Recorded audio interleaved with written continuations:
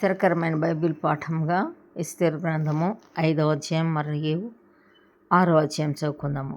3వ దినమందు ఎస్తేరు రాజభూషణములు ధరించుకొని రాజునగరు యొక్క ఆవరణంలో రాజు సన్నిధికి వెళ్ళి నిలిచెను.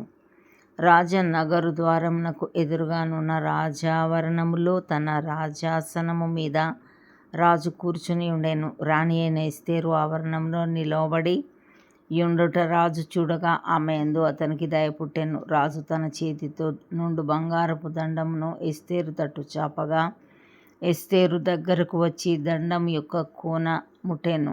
రాజు రాణి అయిన ఎస్తేరు, నీకేమి కావలెను? నీ మనవి ఏమిటి? రాజ్యంలో సగం మట్టుకు నీకు అనుగ్రహించదనని ఆమెతో చెప్పగా, ఎస్తేరు, రాజునకు యుక్తంగా తోచిన ఎడల నేను రాజు కొరకు సిద్ధం చేయించిన విందునకు రాజవైన తామును హామానును నేడు రావలెనని కోరుచున్నానని ప్రత్యుత్తరమిచ్చాను. ఎస్తేరు మాట ప్రకారముగా జరుగునట్లు హామాను చేయవలెనని త్వరపెట్టుమని రాజు సెలవీయగా, రాజును హామానును ఎస్తేరు చేయించిన విందునకు వచ్చిరి. రాజు ద్రాక్షారసపు విందుకు కూర్చుండి ఎస్తేరును చూచి, నీ కోరిక ఏమిటి? అది నీకు అనుగ్రహింపబడును. నీ మనవి ఏమిటి? అది రాజ్యంలో సగం మట్టుకైనను చేయబడునని చెప్పగా, ఎస్తేరు ఈలాగు ప్రత్యుత్తరం ఇచ్చెను. రాజువైన తమ దృష్టికి నా ఎడల దయ కలిగి నా మనవి చొప్పునను నా కోరిక చొప్పునను జరిగించుట రాజవైన తమకు అనుకూలమైతే రాజవైన తామును హామానును మీ నిమిత్తము నేను చేయింపబో విందునకు రావలెను. రాజవైన తాము చెప్పినట్లు రేపటి దినమున నేను చేయుదును. ఇదే నా మనవియు నా కోరికయు నేను. ఆ దినమందు హామాను సంతోషించి మనోల్లాసము గలవాడై బయలువెళ్ళి రాజు గుమ్మమున నుండు మొర్దెకై తన్ను చూచియు అతడు లేచి నిలవకయు కదలకయు ఉన్నందున మొర్దెకై మీద బహుగా కోపగించెను. అయితే హామాను కోపం అణచుకొని తన ఇంటికి పోయి తన స్నేహితులను తన భార్య అయిన జెరెషును పిలిపించి తనకు కలిగిన గొప్ప ఐశ్వర్యమును గూర్చియు చాలామంది పిల్లలు తనకుండుటను గూర్చియు రాజు తన్ను ఘనపరిచి రాజు క్రింద నుండు అధిపతుల మీదను సేవకుల మీదను తన్ను ఎలాగున పెద్దగా చేసెనో దానిని గురించి వారితో మాట్లాడాను. మరియు అతడు రాణి అయిన ఎస్తేరు తాను చేయించిన విందునకు రాజును నన్ను తప్ప మరి ఎవనిని పిలిపించలేదు. రేపటి దినమున కూడా రాజుతో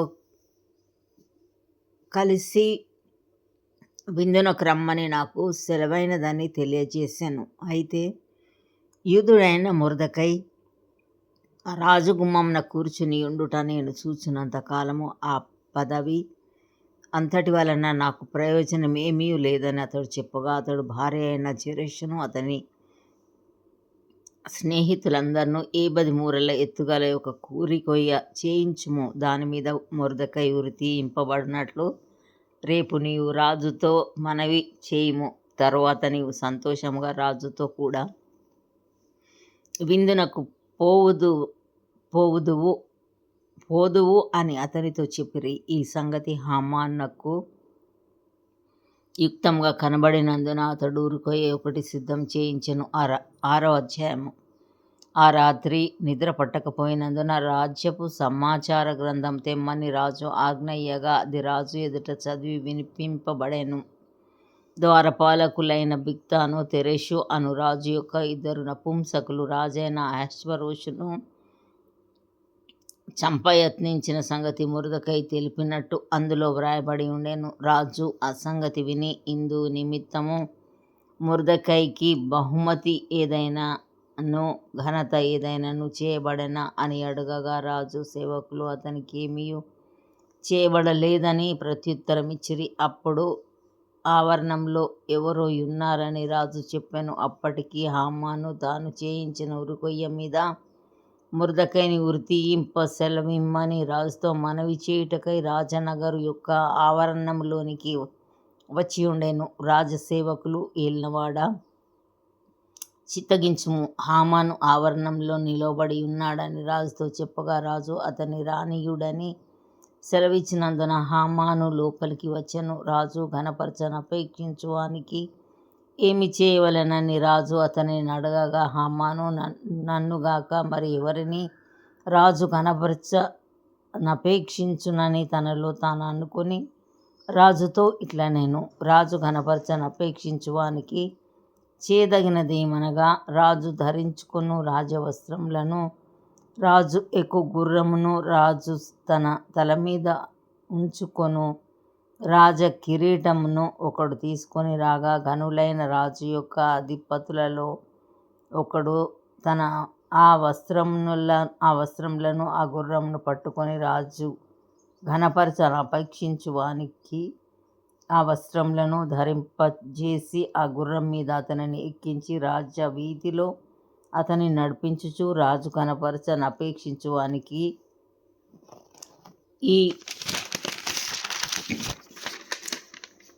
ప్రకారముగా చేతగునని అతని ముందర చాటింపవలెను.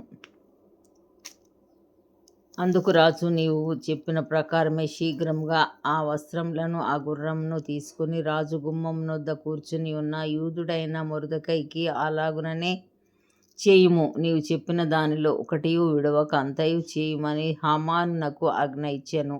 ఆ ప్రకారమే హామాను ఆ వస్త్రములను ఆ గుర్రమును తీసుకొని మొర్దెకైకి ఆ వస్త్రములను ధరింపజేసి ఆ గుర్రం మీద అతనిని ఎక్కించి రాజవీధిలో అతనిని నడిపించుచు రాజు ఘనపరచనపేక్షించువానికి ఈ ప్రకారం చేయతగునని అతని ముందర చాటించెను.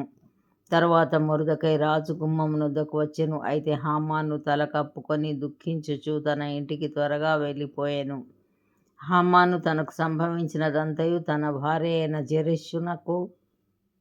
జెరెషుకును తన స్నేహితులకందరికిని తెలుపగా అతని యొద్దనున్న జ్ఞానులను అతని భార్య అయిన జెరెషును, ఎవని చేత నీకు అధికార నష్టము కలుగుచున్నదో ఆ మొర్దెకై యూదుల వంశపు వాడైన యెడల అతని మీద నీకు జయము కలుగదు, అతని చేత అవశ్యముగా చెడిపోదు అని అతనితో అనిరి. వారు ఇంకా మాట్లాడుచుండగా రాజు యొక్క నపుంసకులు వచ్చి ఎస్తేరు చేయించిన విందునకు రమ్మని హామానును త్వరపెట్టిరి.